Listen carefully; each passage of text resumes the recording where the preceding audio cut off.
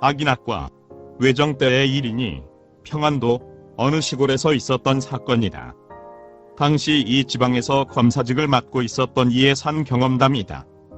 그는 지금 동국대학교에서 교직 생활을 하고 있으니 이 사건은 하도 신기해서 수긍기 어려운 데가 있으나 실제로 있었던 일이다. 한 촌사람이 장날에 돼지를 팔고 돈을 받았는데 75원이었다. 그때의 75원은 적은 돈이 아니었다.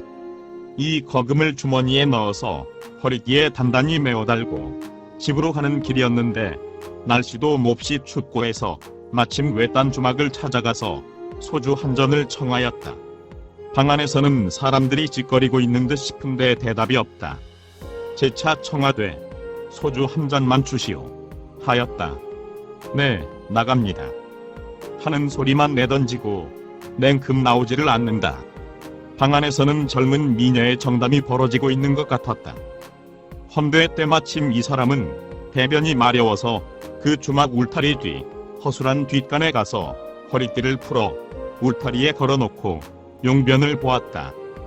그런데 벼랑간 쪽제비 한 마리가 스쳐가는 것을 보았는데 용변을 다 마치고 허리띠를 챙겨보니 돈주머니가 없어져 있는 것이 아닌가. 귀신이 곡할 노릇이었다. 이 사람은 황급히 쪽제비가 사라진 쪽으로 쫓아가 보았으나 그 집 울타리 근처에서 종적을 감추고 말았다. 쪽제비의 돈주머니를 빼앗긴 촌사람은 화가 치밀어 술창으로 찾아가자마자 무엇들을 하고 있는 거야. 당신네가 얼른 나와서 술을 주었던들 내가 쪽제비에게 큰 돈을 빼앗기지 않았을 터인데 하고 항의하였다. 결국 돈을 변제해달라고 요청하면서 큰 소리로 욕설을 퍼부었다. 하기야 이 돈은 혼숙감을 마련하기 위해 집에서 기르던 돼지를 팔았던 것이니 그의 꼴이 말이 아니었다. 그런데 이때 방 안에 있던 젊은 남녀가 튀어나오면서 이 사람이 미쳤는가 터무니없이 거짓말을 늘어놓으면서 돈을 내라니 미쳐도 이만저만 미친 게 아니로구먼. 아무도 오고 간 사람이 없는데 무슨 돈 타령이야 하면서 이 화적배 같은 놈이라고 마구 덤벼드는 것이었다. 사람 도둑이 아니라 당신네 집 쪽제비가 훔쳐갔단 말이야. 이렇게 말하니 이 사람이 참으로 정신아 돌았군. 쪽제비가 어떻게 돈주머니를 훔친단 말인가. 그런 엉터리 없는 수작 말고 어서 돌아가라. 고윽박 지른다. 그리하여 두 사람은 서로 멱살을 잡고 싸움이 벌어졌다. 서로 치고받고 하는 격투가 벌어진 것이다. 이 광경을 지켜보고 있던 여자는 겁이 나서 그곳에서 멀지 아니한 경찰 주재소에 달려가서 고발을 하기에 이르렀다. 그리하여 곧 경찰관 두 사람이 들이닥치니 싸움은 일단 끝이 났으나 어쨌든 분을 참을 수 없는 것은 촌사람이었다. 그래서 그는 자초지종을 소상히 설명하였는데 경찰관 역시 믿을 수 없다는 듯이 바른 말을 하라고 추궁을 하면서 도리어 우락부락 소리를 내지른다. 그러나 이 사람은 절대로 사실과 다름없다는 것을 재삼 강조하니 경찰관은 이 촌사람을 자세히 살펴보았다.